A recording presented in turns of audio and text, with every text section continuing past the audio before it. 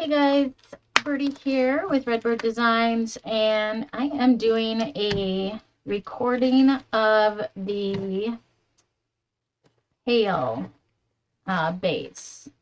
I have tried to go live today multiple times, and I am just running into issues after issues, and I'm not sure if it is Facebook or my group or what, but I want to get this done and posted as soon as possible. So for those of you who have the pails, can get those created. So I apologize for that. I'm not sure what's happening there. Let me get my timer on because my whole thing is the 30 minutes or less. So I want to make sure that I am sticking to that as well. Make sure we can see that in the video. There we are.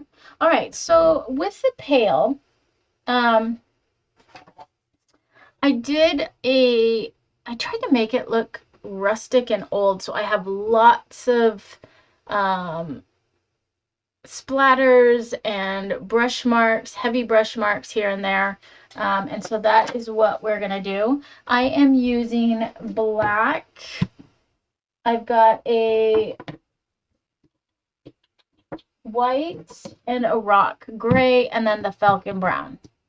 So a dark brown, a dark gray, a black, and a white. Those are the four colors that I'm using. I'm going to start off by painting the pail a dark gray. I'm just going to get all my colors out. And I'm only using one or two brushes for this, maybe three brushes.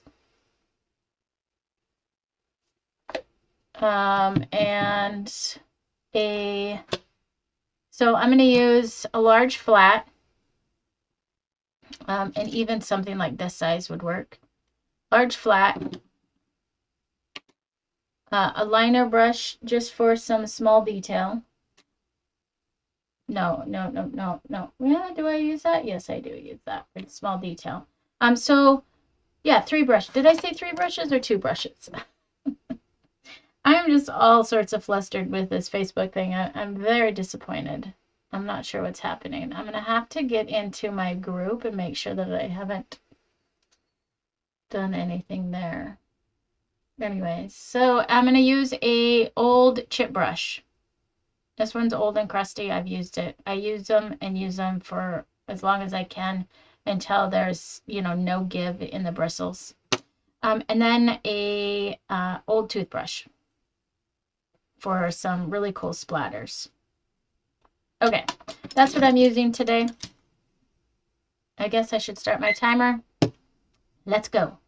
So welcome for those who are just tuning in for the pail. I think I'm going to quickly tape my handles down too. They're thin and I think we'll benefit from that.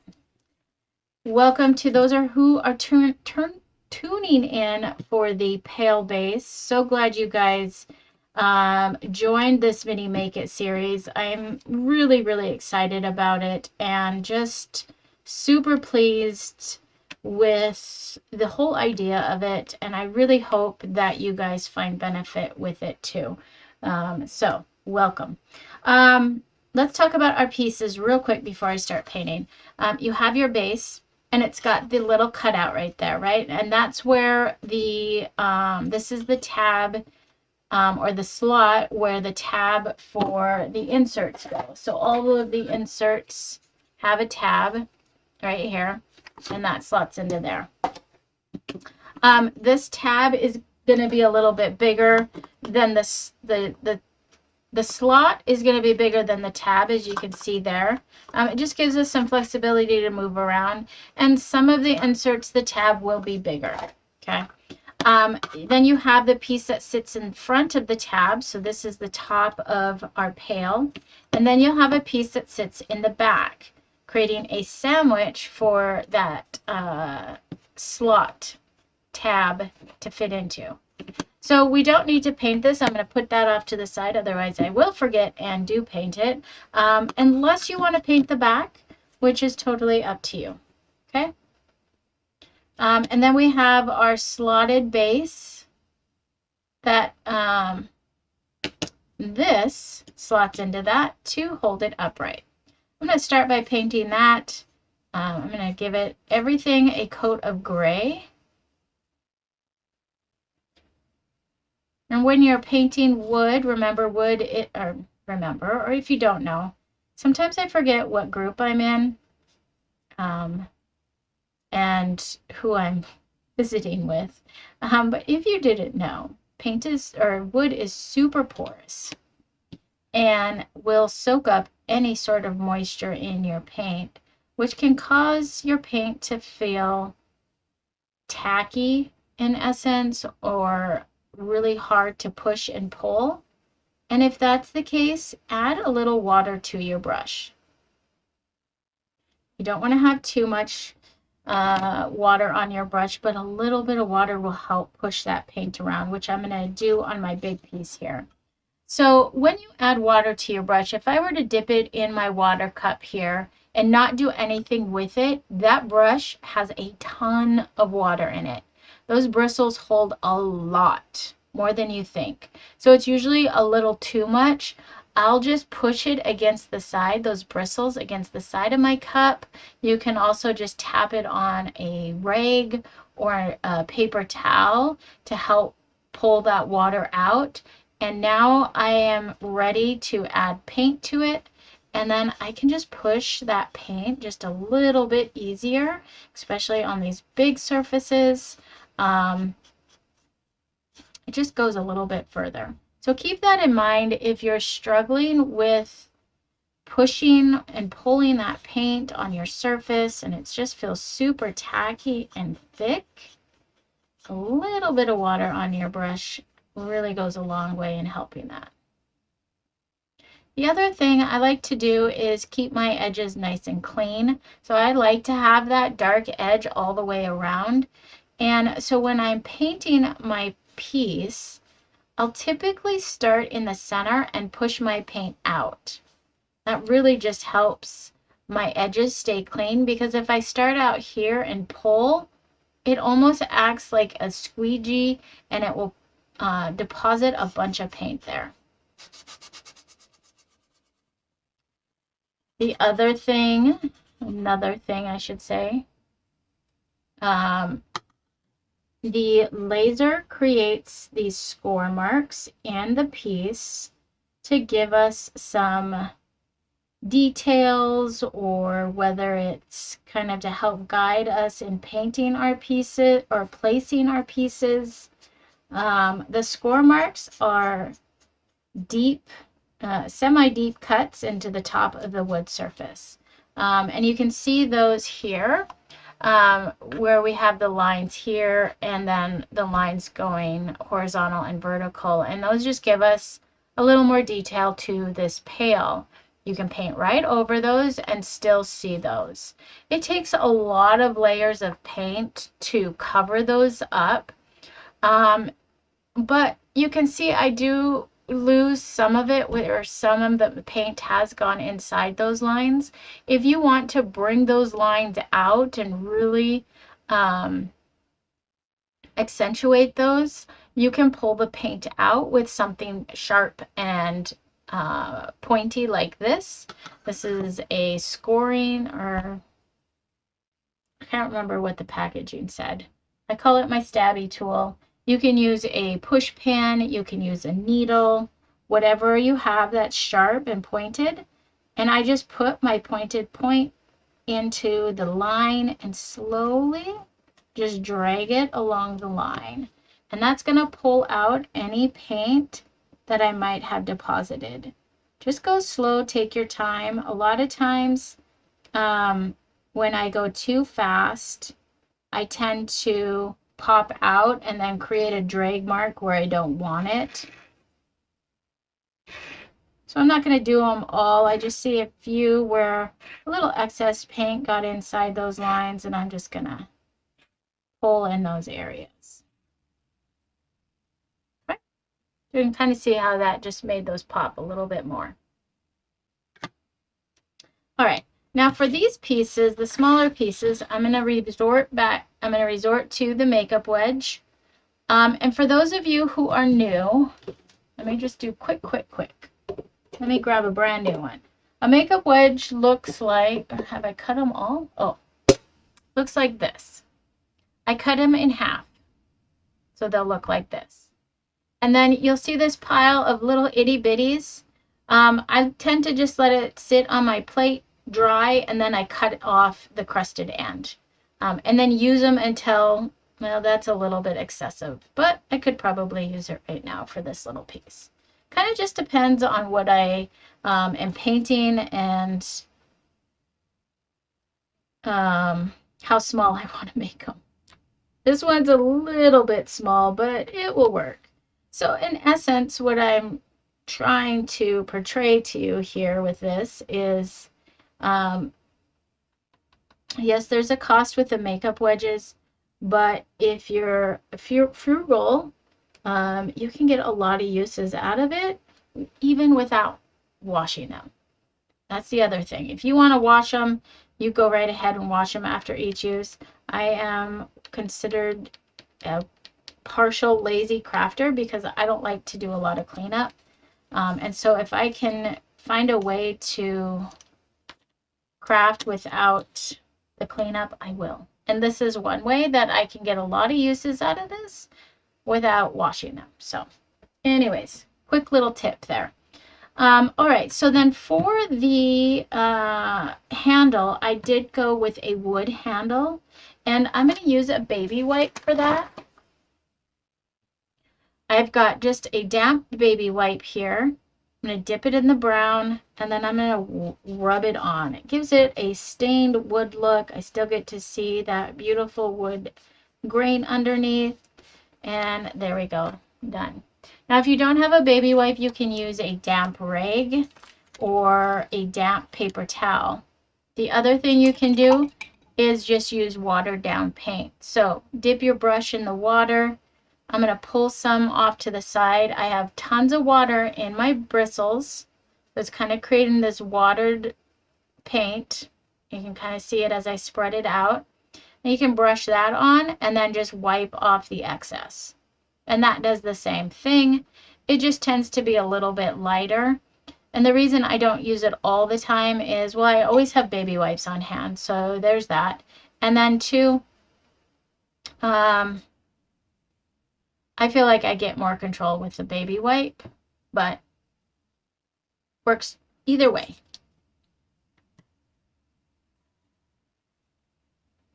Less water dries faster with the baby wipe too. All right, so now that everything is dry, the next step that I'm going to do is I'm going to take a sanding block and sand it smooth.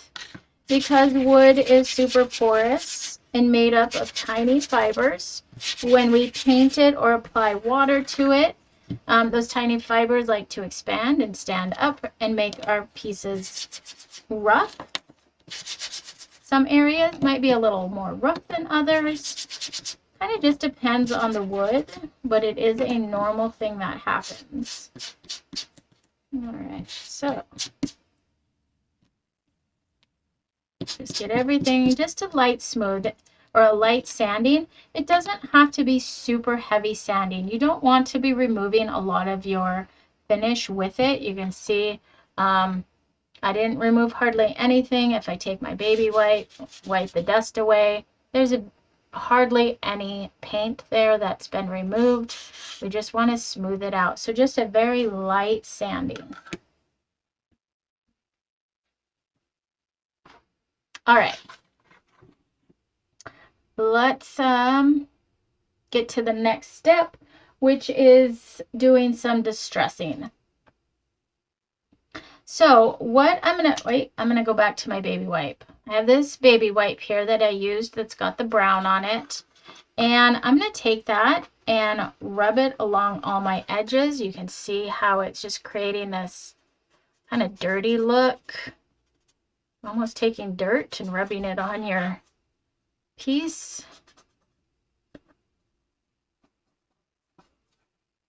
It also creates a wonderful little shadow down along the bottom.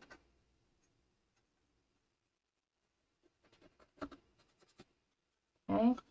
And then I'm going to lay this here. This is going to create a natural shadow under there. So I'm going to take that brown and bring it along the bottom here.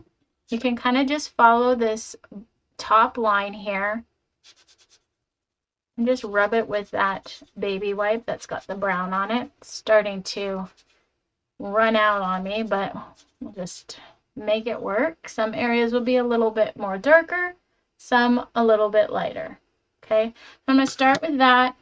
Let's do the other pieces. I'm going to go get a little more brown on my baby white and just go around all these other pieces. I can deposit just a little more.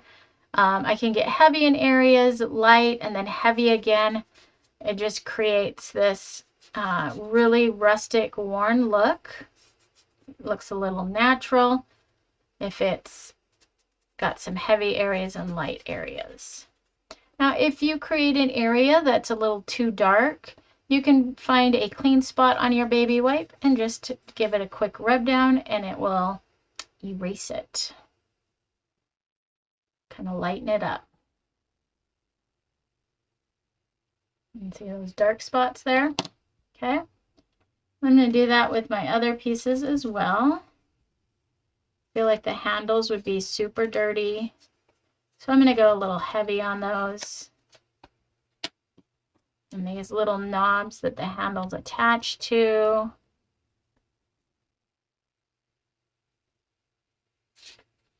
And then just to carry it down into the base, just to make it all matching. I'll add a little of the brown there. I feel like the base would be a little more dirty since it is sitting on the ground, so we're going to have a little heavy on the brown. Alrighty. So I'm going to put that aside. I might use it again. Next then is to use the chip brush. And the chip brush is great for getting really scratchy marks on your piece because the bristles are so hard and wiry. It makes great scratch marks. So I'm going to start with the black. I've got it on the end of my brush, just a small amount. The key here is to offload. So I'm taking it onto another part of my paper here and just tapping. Okay. And then what I'm going to do is I'm going to go down this way and then around this way to follow the lines of my bucket here. So that was pretty light. So I'm going to go and add just a little more. Always start with a small amount and then just add as you go. So there we go. We can start seeing some of that black scratchy.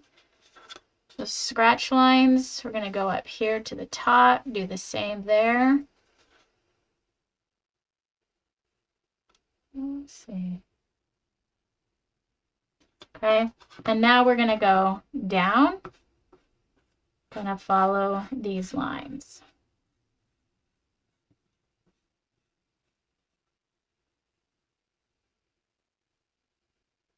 Okay.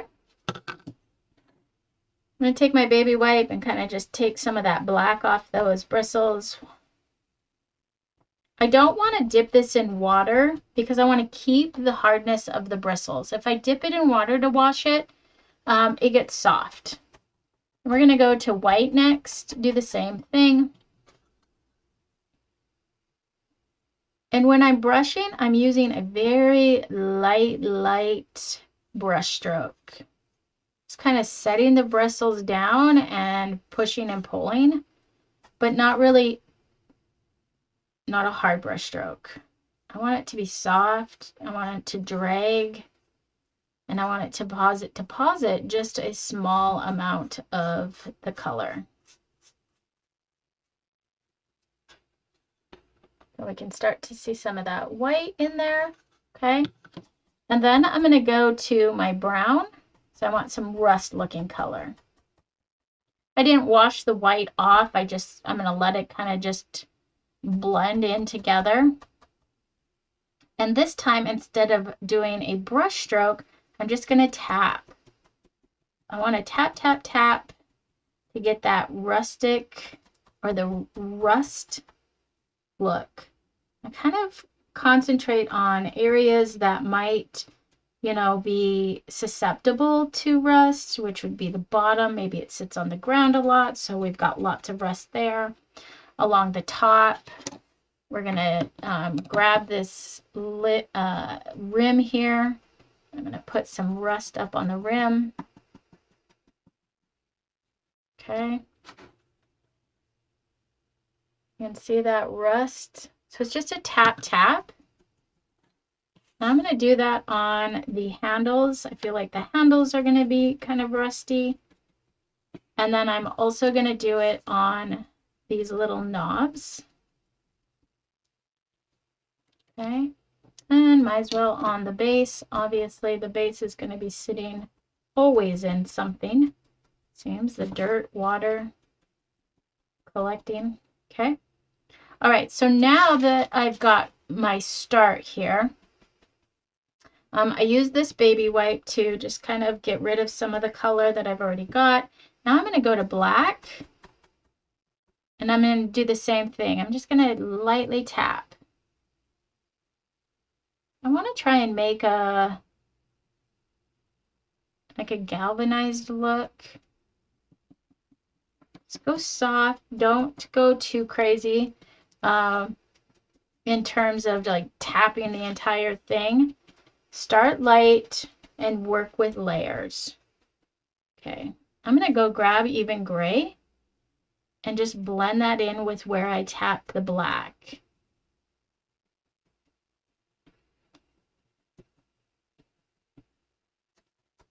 So really what I'm doing is I'm going to just pop around to all my colors and do a tap tap. I'm going to do that a couple different times. We're going to go get some white now. It's going to blend with the gray and make a lighter gray. I'm not doing any washing.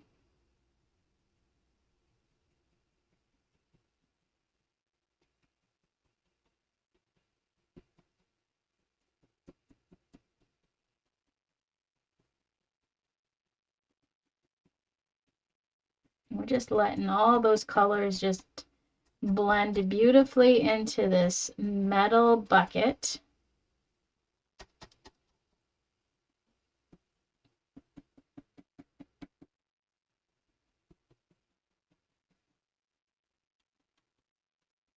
So if you don't have a chip brush,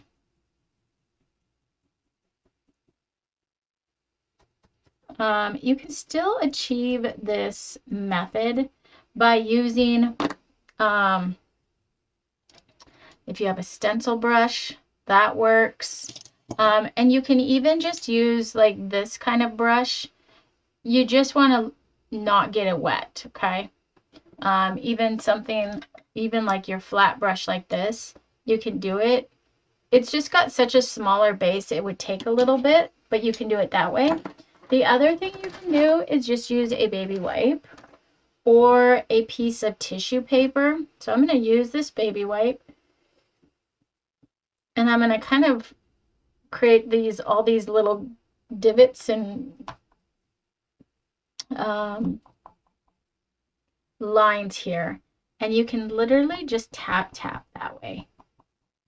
And that gives you just as good as a chip brush.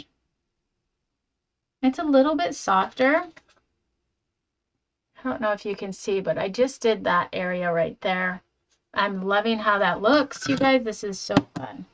So just play around with different tools that you have to get the look you want. But it's all about layers, this type of thing. I'm going to grab just this tissue paper here. It's actually just wax paper.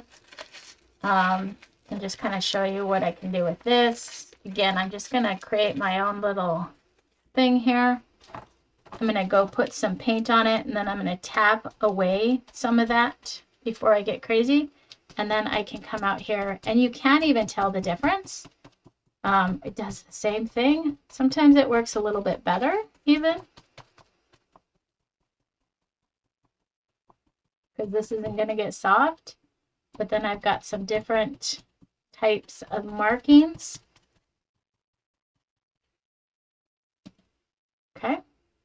All right, so I'm going to go back to my baby white. And I'm going to go grab some white. I'm all about the messy type of crafting too, because you'll see me a lot of times just use my brush multiple times without even washing it. So I love the look of just having that natural blend of color happen. So what I'm doing here is I'm trying to create some highlights in these like rivets that would naturally occur there. So I've got white on my baby wipe, and I'm just softly rubbing that wipe inside those rivets to create a highlight. And I'm working on just one side of the rivet. Right now it's just the left side. And see those lines drug through? So now we're going to go to the opposite and throw in some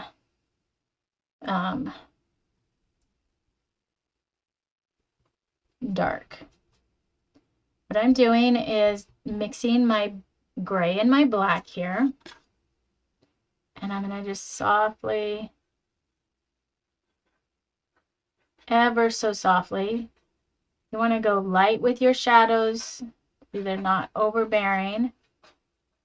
I'm going to drag it along the other side of that line.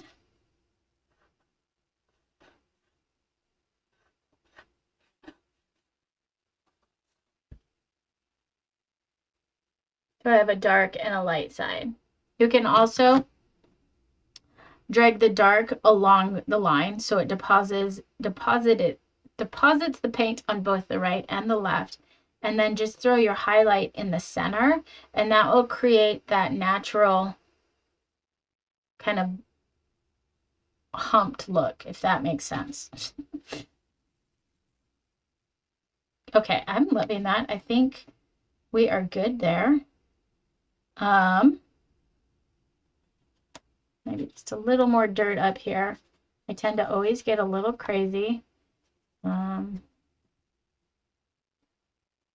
And you guys don't have to go all this crazy with all of the distressing. You could paint it whatever color you want. It could be a white pail, a brown pail, a painted red pail. You know, think about all the options out there of all the pails you've seen. A green pail.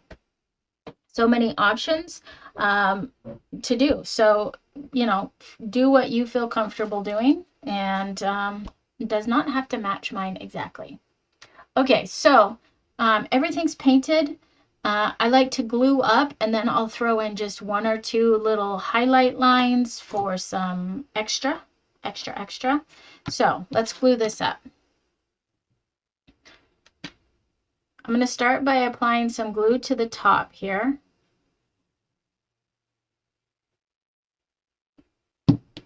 Where my rim is going, and just give it a good press here. We want to make sure that your edges are good here and along the top. So I just use my fingers to guide that, and then I squeeze. I'm using stick fast adhesive, and it dries super fast. Sets up really fast, which I love, because not only am I kind of a messy crafter, I'm also impatient. But you can use any glue. I talked about that in the video, supply video. So if you haven't watched that, go watch that if you're unsure of what to use and all of that. So I'm laying out my pieces just to make sure I have them on the right side when I go to glue them up, and I'm not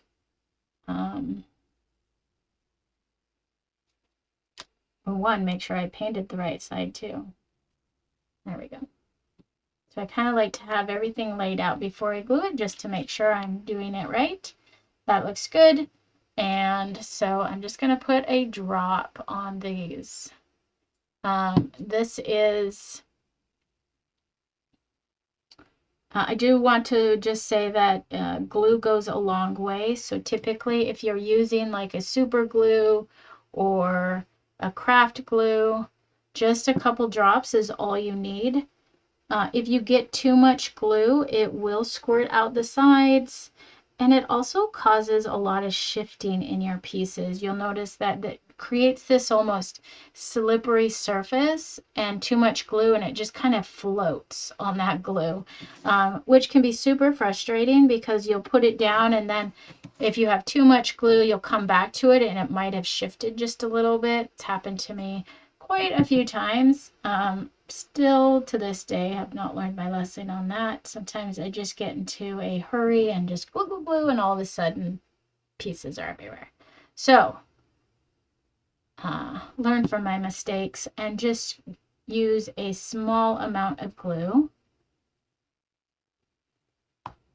Couple drops here and there is all you need. If your pieces are feeling a little warped, which can happen with plywood and moisture, whether it's the moisture we've applied or just moisture in the air. You might have like some of these skinnier pieces, even this piece where it just has a little bit of a wobble to it. If that's the case, don't worry. Glue will hold it down and secure it. Just make sure you hold it until it's set up. If you don't hold it long enough, especially like with super glue, it'll just pop up. And eventually that super glue just dries while the piece is popped up. A good thing to have on hand is something heavy to place on it if you want to move on and not hold it for a few minutes.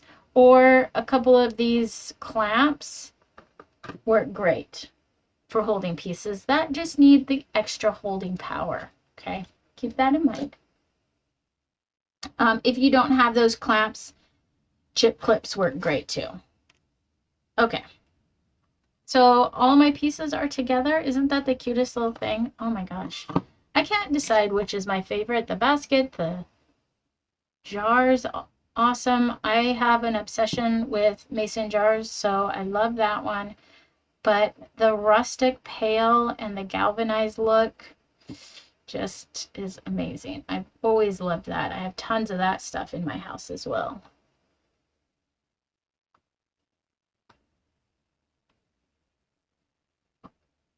You know, the great thing about being a small business owner is I get to create the things I love and the things I don't love. So if you're after something that doesn't match up with my vibe, there might be a maker out there that does. But I'm glad you guys are here because that means you do match my crafty vibe. All right, so I glued the back of that and I'm just holding it to make sure it stays in place. And I think we're good to go. Like I said, I have that instant adhesive, and looky there, 30 minutes and 20 seconds. I did it. I almost went over. I wasn't even paying attention, but here I am. So I'm such a Gabby crafter. So I have a little bit of a warp here. I'm going to grab a big clip and I'm going to have that hold it there for a second. So that just solidifies that. So anyways, guys, there we are. Our rustic metal pail base is done. Let me know what you think. If you have any questions, throw them in the comments. If you have any concerns, whatever, and you want to just private message me, you're welcome to do that as well. Yeah, and I can't wait to start crafting the inserts for these. Tomorrow we will be doing the jar, and hopefully Facebook is back up and I can go live. So yeah, I'll get this posted ASAP. And thanks for watching, guys. Talk to you later. Bye.